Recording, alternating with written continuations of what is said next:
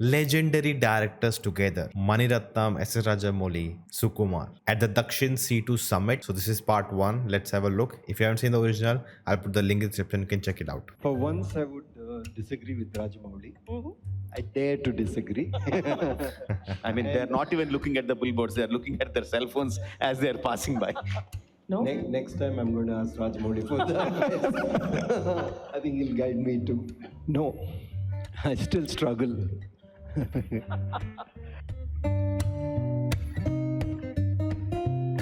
Good morning, ladies and gentlemen. Wait. It's not C2. I'm sorry. It's CII, Confederation of India Industry. It felt like Roman number 2, so I read it C2. I'm sorry. Good morning, ladies and gentlemen. And welcome back once Thankfully, again it's to in English. CII Dakshin, South India Media and Entertainment Summit. Culturally rooted, creatively global. What an that's a amazing good morning tagline. session we had. And I'm here to tell you that we're going to have an extremely high-octane learning day ahead. There's so many interesting sessions lined up with personalities whom you admire, you cherish. They're literally trailblazers in the field that they work in. Wow. He's I'm really good at Venkatram, this. your friend and host for the day. And I'm going to make sure you make the most learning out of today. Okay, that's a deal between us, right? Great. Didn't hear anything. The whole country is talking about pan-India films. Naturally, it's no surprise that our first panel discussion for the day is going to be South Side's story. How South Indian cinema can set an example for pan-India films. And to moderate this session, I'd love to invite on stage somebody I really admire. I admire her style, like this I build-up. admire her. She has a cap full of feathers, whether it's acting, hosting, production, direction, she's done it all. Please join me in welcoming one of the most loved celebrities on television and cinema, Anu Hassan, ma'am.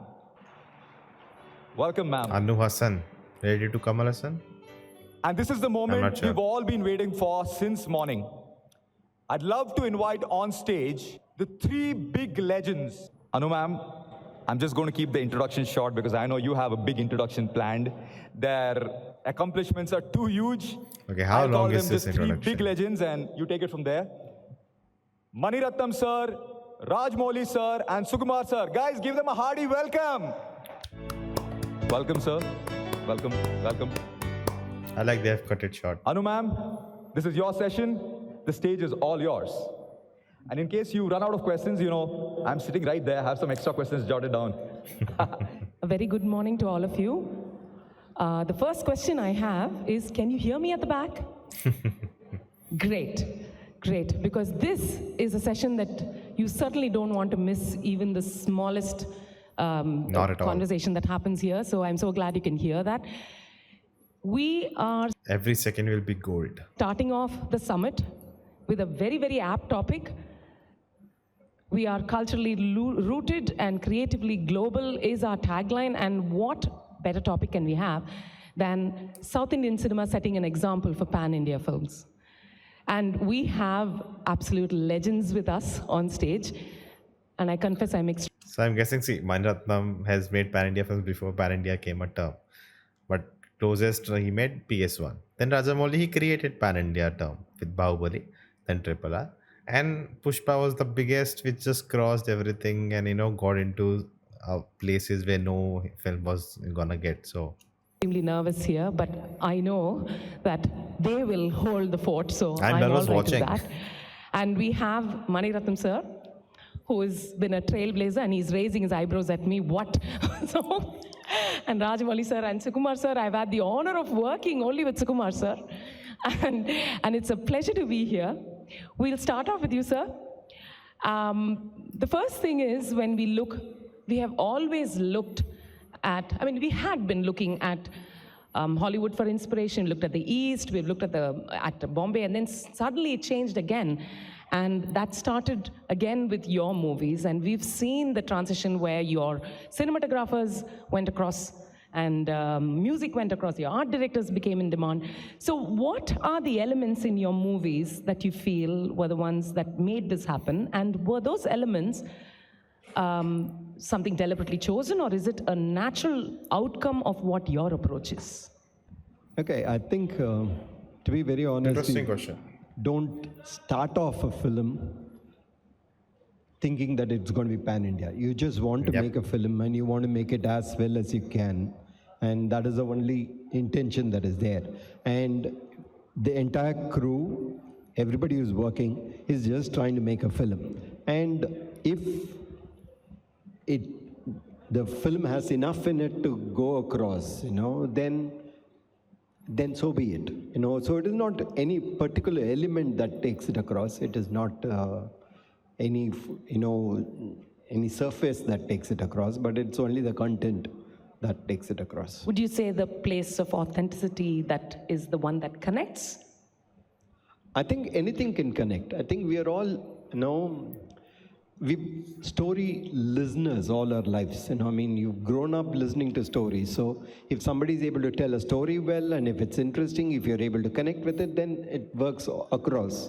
Right. So it's just ability to narrate a story in a fashion which is engaging. So is this something that you would agree with, sir? Hello. Yeah, absolutely.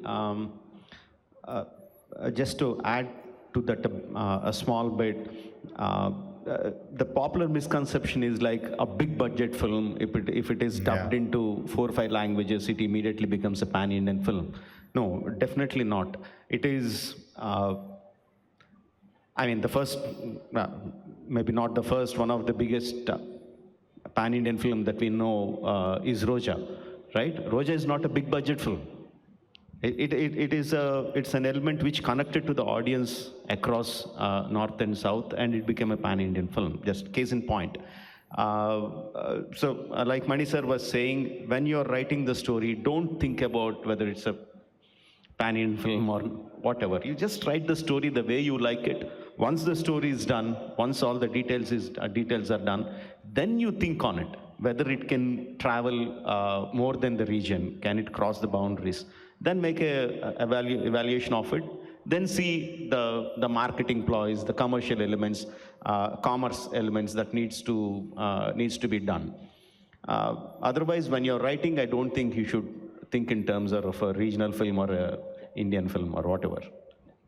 Sukumar sir, when you were making Pushpa, such an earthy native film, and it has reached everywhere. So what was your thought process then? And now when you look back, what are your thoughts? As in, what were the, I know Mani sir said that it's not a particular element, but I want to know whether you think there is an element. No, ma'am, actually, I started a Telugu movie. So I wanted to make a pure Telugu movie. So after that, my producers and my hero, because Allu Arjun has very satellite market, so all Hindi people watch Hindi dubbed Telugu movies. So they want to release in Hindi. So I thought, because my hero is wearing lungi and my heroine is wearing off saree and something like that, it's very regional. It won't get connected. So I objected that. But they started promoting the movie. After 2 songs, they also lost the confidence. Because the movie is like very regional. So they lost the confidence, and we released 2 songs first in the beginning, in all the languages. After that, we stopped releasing the lost songs. The 3rd song we did release.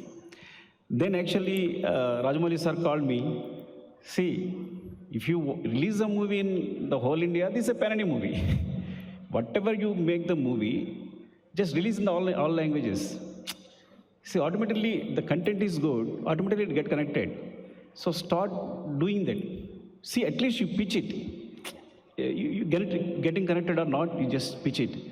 So he called me and advised on my producers and me. Then again we released the 3rd song.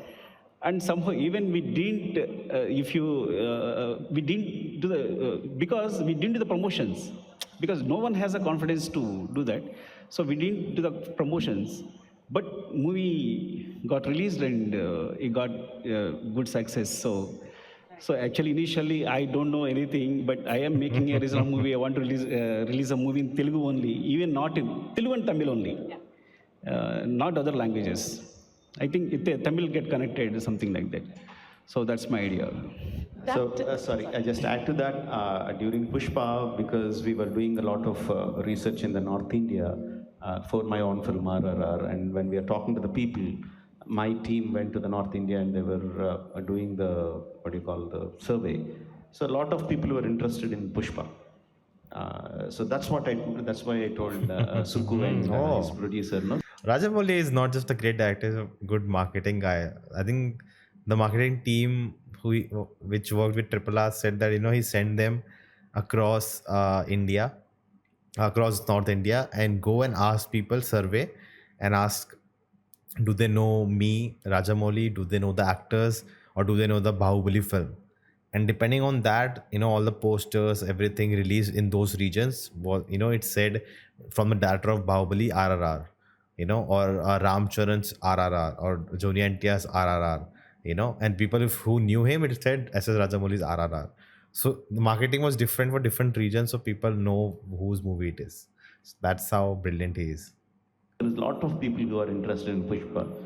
Just do it. Don't let go of the opportunity. That's what I was telling him. That really ties in neatly with the topic that we were speaking about, the confidence. No? Next time I'm going to ask Rajamouli for that. I think he'll guide me too. When we are talking, there is a stage when you think about the reach. And I would like to say, it's not just pan-India, it's global, right? And just like we don't need to limit ourselves and say pan-India, we say it is also pan-India, it is also global. But what are there any marketing strategies that you think other filmmakers have to keep in mind when they come to that stage when they need to think about it? Rajamouli, Interesting question. I want to know the inside info. I don't know. So many things come to my mind, sir. If I had to put it, the traditional way of marketing film is done. It is gone. If we are still spending crores and crores of billboards, paper advertisements, then we are not making good use of the money. Social media is the connecting connecting thread, connecting wire between the audience and the filmmaker. And it's changing every minute. How we connect to the people is changing every minute. There are youngsters who are there creating a different kind of, they're creating different kind of connections that we can make use of. Until 1 year back, we couldn't even think memes can be a way of connecting to the people. Today, I think that is the strongest marketing ploy one can employ. And who are doing these memes? Just young kids. And the way they are doing is unimaginable. And that is where we need to look. That is where we need to learn from them. How are they making those connections? And use it. I'm not just as a marketing, even creatively, there is so much that we need to learn from them. They did like promotion for Triple R with Bubo Mom, one of the biggest YouTube channel. So that says it a lot. How to connect to a wide reach of people.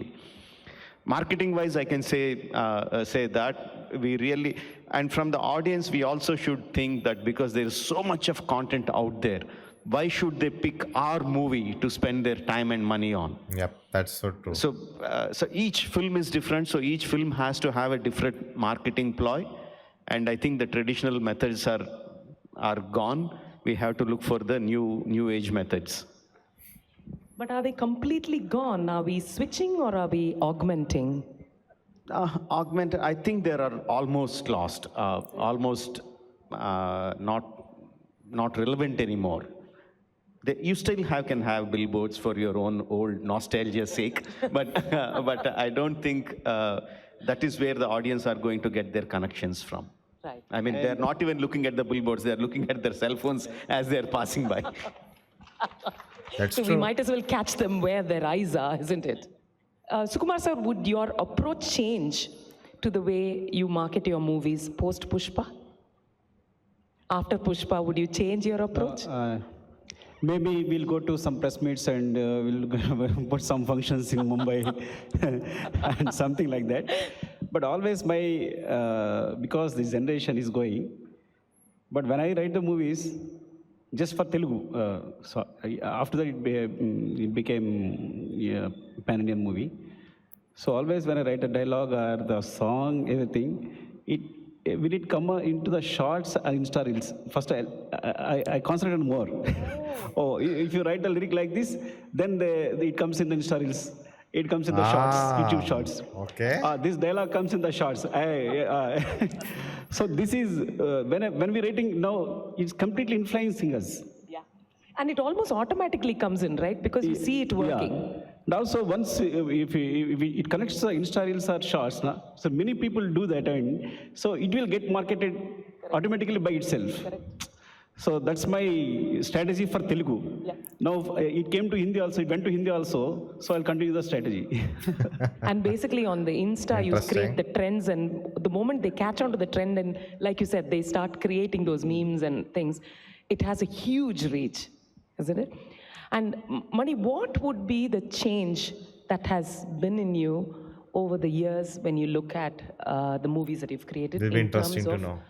the way you approach content? Has it? That's very interesting that he's writing, thinking about these things, because it can go the other way also, and it just doesn't land. Because nowadays, many movies, they think, they try to make memes themselves. That never happens. Whatever memes we see today, they are of things which no one thought is a meme. They were never thought it was funny or something. People made it funny by adding a reference, adding context to it with something else, and then it just suddenly becomes a meme. Hera Fairy memes are those are not the most funny scenes in the movie. They were just there, but someone took them out and put a reference and context to them, and suddenly it becomes like everyone knows about those memes and know the movie because of those memes. So you cannot recreate themselves. So never try to do that, but you can maybe reels work in that sense, because create a line, create a song which helps a reel, and then they can just make more reels and all. But let's see what Mani Rathnam has to say about this. Been anything? No, I still struggle. No, I don't think when you creating content, you just see what you think is relevant, that you want to invest a year and a half onto something. It should be something which you care about. And two, inside, before becoming a filmmaker, you're a film viewer, and you continue to be. And as a film viewer, whether I'll connect with it. So if those are the only two things, I am the audience, I am the maker. So I try to satisfy, I never satisfy.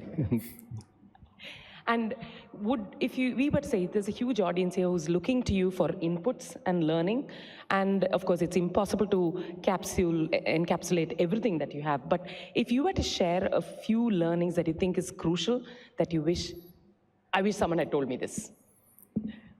I can only say what I experienced. I can't tell the audience this is the way to go forward. The young filmmakers are the way to. I can't tell them the way to go forward, because each person thinks in a different way. Each person conceives the content in a different way. I wish I worked more as an assistant director. I didn't work enough films as an assistant director. I just worked under my father as a writer, maybe a couple of films as an assistant director. Then I jumped into films, and I never knew how to place my camera in different angles. I never knew how to use crane. For example, I didn't know how to use crane. It was I was quite lost in my initial years of making. So I had to take a lot of help from my technicians. Luckily, I had technicians who had helped me. But if possible, if people can work more as an assistant director, don't worry about how much you're getting paid, how much your worth is being recognized. Just be on the film sets. Focus on the learning. Just enjoy being on the film set, and you learn a lot more than going for some high universities or whatever. I think you'll learn more on a film set right being there. What would you like to add to that, Mani? For once, I would disagree with RajaMouli. I dare to disagree. No, I really think if somebody wants to make a film today, should just take a camera and shoot. Should take a phone and shoot. You know, just make. I tell them when they come to me I tell them being an assistant director is a waste of time. You Oh, come as an assistant to me, quite you a see the different mistakes opinion. that I make. That's all. One person's mistakes is what you see. But I wish when we were growing, we had this facility, you know. I mean, today people can shoot on their phone, they can shoot with their neighbors, with their family, with their kids, they can edit on their laptop. Yeah. I think what you learn on that is tremendous. that's I true. mean, nothing like what Sukumar is saying. If you jump into the water, you have to come out. You have to survive. So I would really think that this generation has a tremendous advantage. They can learn by their own way. They don't have to follow somebody whom they're working under and follow that method. They can discover themselves. Like RajaMouli was saying, you know, I mean, these kids who are making memes, Yeah. they're tomorrow's filmmakers for all you know, and they'll have their own style, own vision. So when you talk about that, okay, you can't do the same thing, there is no formula, then what is it that I need to look within myself as a filmmaker when I'm going forward? Because it's almost like you ask me to just take a blind leap of faith. Is that what it is? Yeah, no, there's also several other aspects to it, in my opinion. I think, like RajaMouli was saying, it is both art and commerce. Okay, art is something within you, and you can hone it, you can develop it. But commerce is something that you have to learn. You have to study. I Yeah. think this is a business which involves huge costs, huge risks, and needs to be marketed carefully. So it's just not, it has to be planned. I think if the next generation is coming in, they should spend a little time not just on directing, on writing stories, but they should also learn production, learn planning, scheduling, you know, and trying to make the best of the money that you have. Whatever you're spending should be on screen. No point in having it outside spent on wasteful things. So to a large extent, I think, you know, that is what you should also learn along with filmmaking. You should know that this business works with efficiency also. So to be continued, you can check out my part 2 reaction here. There are a lot of good things we learned from this one, you know, about marketing, filmmaking, everything. So let's see what's next.